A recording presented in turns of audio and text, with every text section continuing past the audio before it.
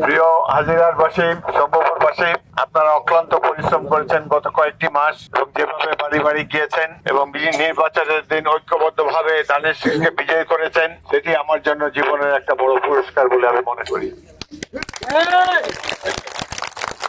40টা বছর আপনাদের সাথে কাটিয়েছি। আমার একান্ত এই ভুবনের সঙ্গী হয়ে থাকে শুধু স্টেলা। সুখে দুঃখে সবসময় আপনাদের পাশে ছিলাম। 40টা বছর আপনাদের সাথে কাটিয়েছি, সুখে দুঃখে সবসময় পাশে ছিলাম। আপনারা অনেক কষ্ট করেছেন, বিশেষ করে আওয়ামী লীগের আমলে অনেককে পলাতক থাকতে হয়েছে, জেল জুলুমের শিকার হতে হয়েছে এবং আমাদের নেতা নৌশকে অস্ত্র মামলায় দেওয়া হয়েছে। ওইখানে ওই পারে মামুন আমাদের বিশিষ্ট কর্মী, ঢাকা ফোরামের সেক্রেটারি ছিল, শিপলু এবং অন্যান্যরা সবাই এখানে কাজ করেছে, অক্লান্ত পরিশ্রম করেছে।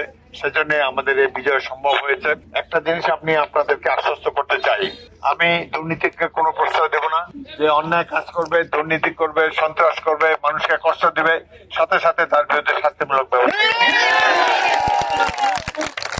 এখানে মাদক দ্রব্য চলতে দেওয়া যাবে না, আইন শৃঙ্খলা পরিস্থিতি এর মধ্যে থাকতে হবে।